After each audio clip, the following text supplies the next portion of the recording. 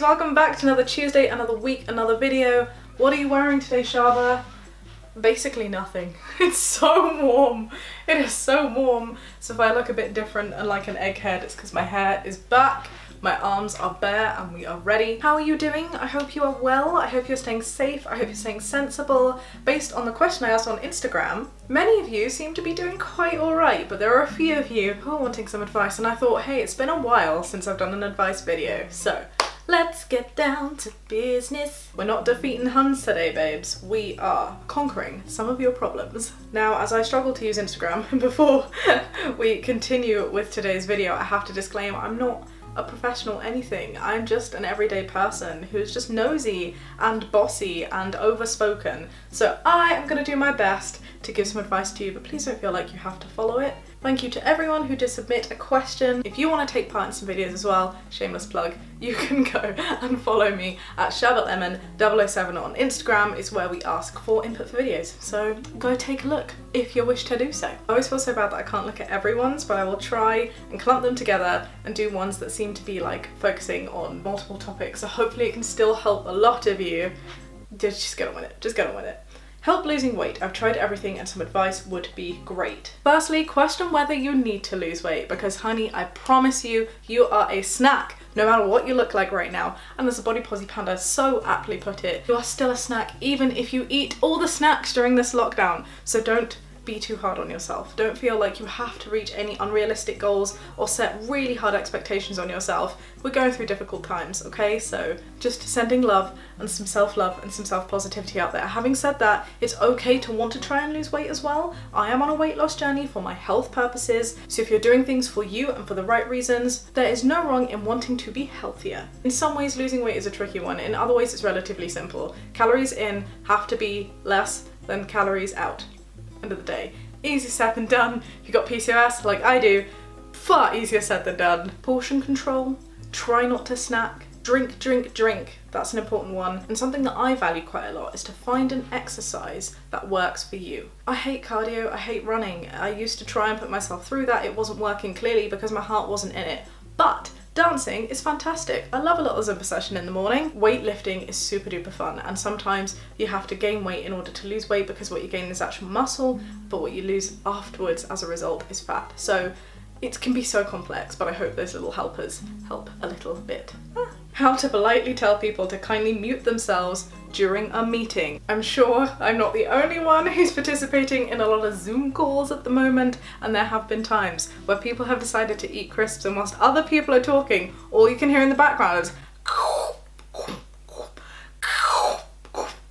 I have to admit, I too, like you, struggled and was just like, Jamie, how do I stop this? It's driving me insane. I guess you could just be really blunt and be like, hey, I'm really sorry, but your noises are distracting me, but that's just not very kind. So one way, and I have actually done this, has been like, hey, I think your mic is receiving some feedback. You know, like Zoom, you can message people privately. So I've messaged out and be like, is there any chance you could just mute it whilst you're not chatting because I can't hear this other person? That's one way. The second way, which is nicer and doesn't other people, is at the beginning of a chat, which is especially helpful if you are the chair, but if you're not, you can always say, hey, just before we continue, that's something that's been happening on these other calls which I found really useful. If you're not talking, mute your mic. That way we know when someone wants to say something to let them say something, and it avoids people talking over each other. So if you can find a way to implement one of those two things, either messaging that person privately and being like, oh, I believe you might be experiencing some feedback, in your head going, I know it's not feedback, you're just crunching so damn loud. Or at the beginning, just doing a blanket rule and hoping that everybody listens, you know, it's always a good way to go. If it doesn't work, just be ballsy with it. That's what I would do in the end. If it was annoying me that much, I'd be like, mate, please could you kindly turn that down? I have to say though, if anyone else has any advice I'd like to share for any of these problems, please pop it downstairs. Let's get a conversation started in that comment section. How to deal with your parents' comments seems to be a big one. We've got parents' comments for coming out, parents' comments for being with someone who is LGBT+, like if you were the trans guy, for example. how to come out, how to love my parents. Oh, parents must be such a tricky time right now, and honestly my heart goes out to people, particularly right now, who are in hostile home environments where they feel that they can't be themselves or that there's tension going on because they know there's some outward disagreement. Don't worry. Can't say don't worry, that's such stupid and terrible advice. It's hard, it sucks, life is shit sometimes and so totally unfair, but all hope is not lost. You can find your online support and community that is there for you. Jamie and I's Twitch, for example, that is not a shameless plug, genuinely one of the most supportive environments I have ever come across. They've started their own Discord, it's incredible. Even YouTube videos if you're after something a little bit more passive. There are Reddit communities, there are local groups. You can find a supportive network to help you through this. Secondly, try not to be too hard on them. This is like, I know this sounds like such terrible advice, but it's something that truly helped me, particularly in terms of loving my parents. If I was going through stages of being like, oh, they suck, I just had to keep reminding myself to put myself in their shoes. Quite often they're only doing what they're doing because they love you and they think it's what's best for you. It might not be what's actually best. It doesn't make it any easier to deal with, but it can sometimes just allow you to be in a headspace, to be a bit more patient, because shouting and being hostile and being like, I hate you, you don't understand me, whack, door slam. As wonderful as it may feel in the moment to do that, it's really not helpful or useful to getting your point across. Introduce the topic slowly, perhaps try and find other videos or stories, success stories, where it's going okay, particularly in the context that you're in. For example, when I showed my mum that there were Muslim LGBT plus people out there, she was like, oh, I didn't make the only difference, it was one of hundreds of steps that helped her come to accept my identity and me being with Jamie, but it just helps a little bit to sort of normalize the situation, you know, show videos of us, show the video, there are other creators who do it as well, I am very sure, but of Jamie and Jamie's mum, where Jamie's mum was saying, hey, this is cool, my kid's not been detrimented, he is a success, he is amazing and I love him, because things like that, examples like that, case studies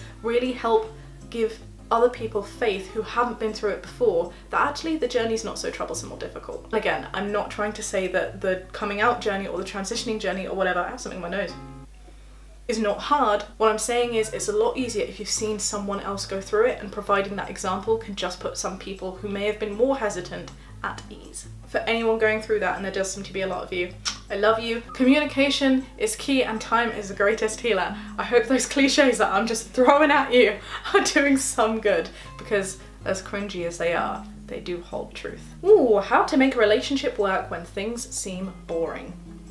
This is tricky. I would love to know further context of this, but just remember that sometimes boring isn't necessarily bad. I think people can often get really swept up in the idea that, oh, look at this romantic movie where so-and-so got delivered 48 roses, or so-and-so was taken on this wonderful trip. It's not always gonna be that wonderful, shiny, sexy, bed-rocking moment that you think it's gonna be. And that's okay. Relationships going at a smaller pace are okay. So that's point number one, I guess. Point number two, remember the context of where and what you're doing. Are you living together? Is the pandemic stopping it? Because honestly, relationships might be really difficult if what you're doing now is essentially trying long distance because you can't be with each other. If it is just fizzled out, remember as well that relationships can be and often are hard work. If you feel guilty for being boring, as in your words, don't.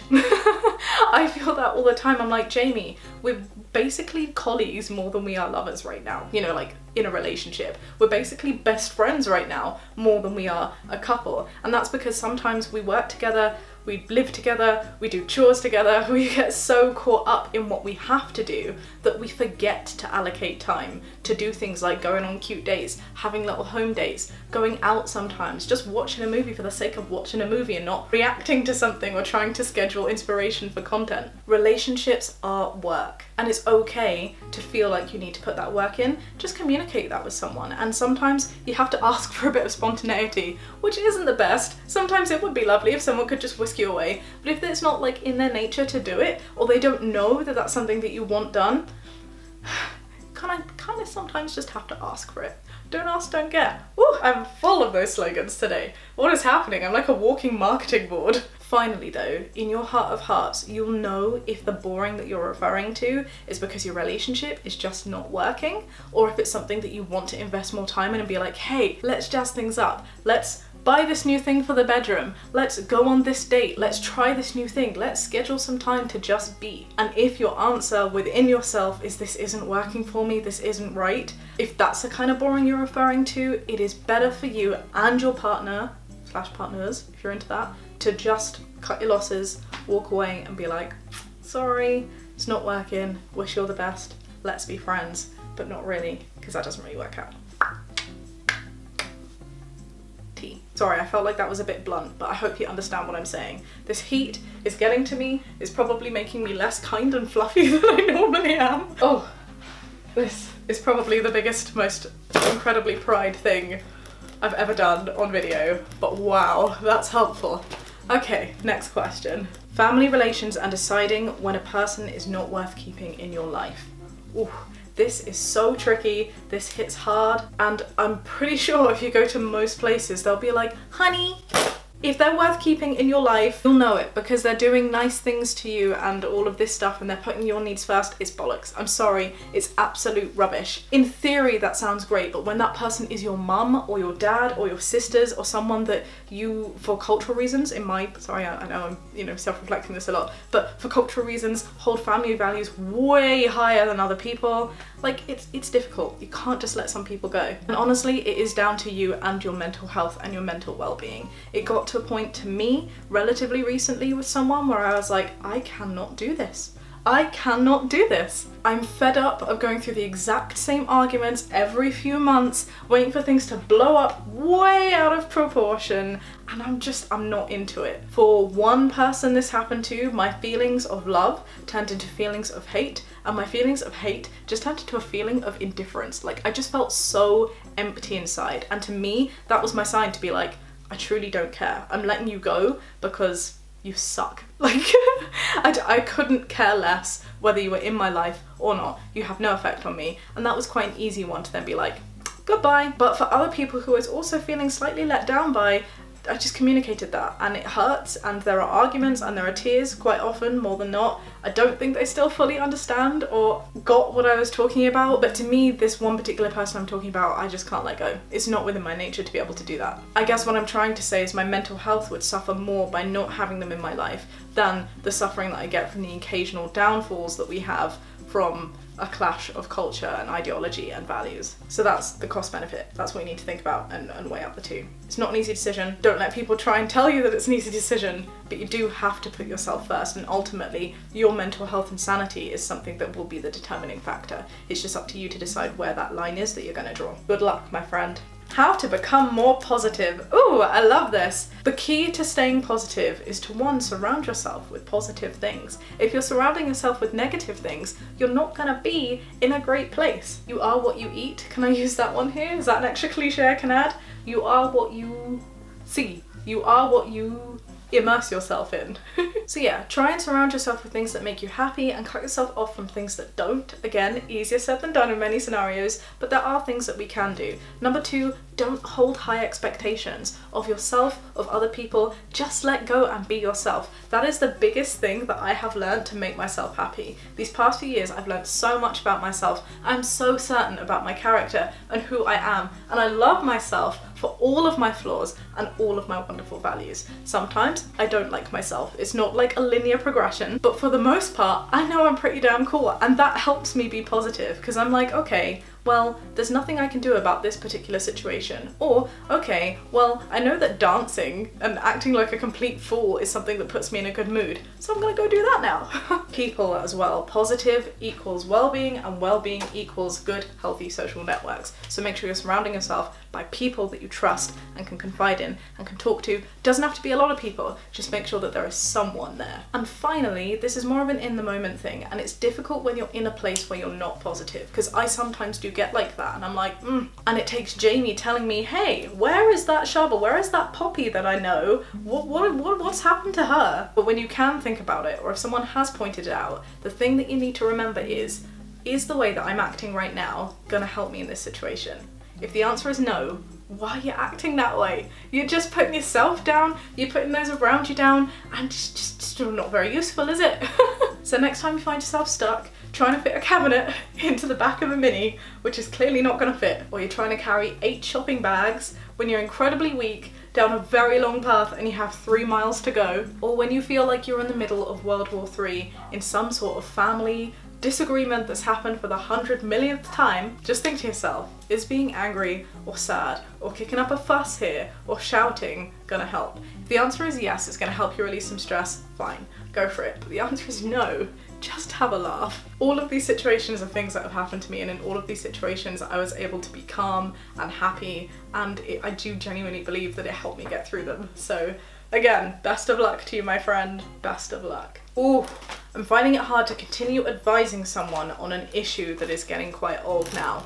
This is a problem. Sometimes you guys are agony aunts to other people and it can impact your well-being too, and that sucks, especially when that's someone you care about and their problem is affecting your well-being. The advice that I would give here is to just be blunt. Sometimes kindness comes in unkind ways. What, there is a saying for this. Tough love? Just gotta be did to be kind? You gotta be something to be kind. You know what I mean. If you remember, pop it in the comments for me. But yes, sometimes you need to say, look, you're going through this, you're going round in circles, it's not helping you, and you know what? It's not helping me. If you're not gonna help yourself, I can't do anything about it either, and until you're ready, please don't speak to me about this anymore. It is okay to do that. It doesn't make you a bad friend, providing you've given ample opportunity. You always put yourself first, and if they really are your friend, they will be able to understand that and appreciate that and not think of you badly for it. Hopefully it will also help them with their situation. Oh, I've got another one. You ready? Because you can lead a horse to water, but you can't make them drink. So sometimes we do just have to relinquish control. Can't be a control freak all the time, unfortunately. That is destined to fail. Learned that the hard way. I used to like someone lots, but now I never see her because of the COVID. How do I start texting her without it being super awkward? Just text. In fact, I would love to take this into a giant opportunity of love. I've done this to people that I don't know too well, but truly in my heart of hearts, I'm not doing these things to like social climb or be any sort of self-investment. I'm just thinking about people being like, damn, you're alone in this time and I'm thinking about you and I hope that you're okay. Take those thoughts, like a little pensieve, like Dumbledore. Can you tell that we've been watching Harry Potter recently? Grab those out, whack it into your phone and send it in a message to them. Do it right now. If you have someone in mind that you haven't spoken to in a little while and you just want to know how they're getting on, or you're just wondering even, just start that conversation. It can go so far. When I receive these messages from my loved ones, I can't tell you how much it makes my heart pop, and it means you can start having conversations. I hate this whole thing about having to be like, oh, we have to wait X amount of time, we have to have an excuse in order to talk to someone. No, you want to speak to them, just speak to them. Just do it. Open up your text, put your, what is the word? Ego, worries, self-esteem issues to one side, just press send. Be like, hey, how are you? Things are tough. I hope you're doing all right. Or thinking of you. Or thinking of you might sound a bit odd, but you know what I mean. Just do what feels right in here, and if they don't respond, it's on them. At least you've done your bit. At least you've made it clear that you're thinking of them, and that's a really sweet thing to do. Wow, I feel like my advice is really blunt today. I'm sorry. I don't know what's happening, but I hope it's still helpful. There's quite a lot here about happiness during the lockdown. Coped during lockdown. How do I cope during lockdown? How do you not go crazy during lockdown? It's tricky. The first thing I would suggest is to maximize that support and socializing. It is incredible the level, the impact that not being around people that you may not even value the input of. The coffee barista that does your drink every time you go to the shops. These tiny little interactions that we really do take for granted have a huge effect on our well-being. So it's really important, especially in a time now where we're not receiving those tiny bits of interaction, that we do feel some form of interaction. Message that friend. Go online on Twitch. Find someone, find a community, speak to them, just try and be part of a conversation somewhere. WhatsApp your sister, FaceTime your dog. I don't think that one would be very helpful, you know what I mean. So yes, number 1, socialize. Number 2, get out. Obviously be safe. I'm not telling you to go against your laws, but seriously, go for a walk. You are allowed to go out for a walk. You can be safe, you can go, even if it's in your garden, just get some fresh air. Very, very important. And also get up out of bed, get up off your sofa. It's great to be playing Animal Crossing. If you want to have 2-3 days of slobbing, you do you, babe. I'm not saying that that's a bad thing. What I'm saying is afterwards, if you're feeling grumpy, eat a vegetable, get some fresh air.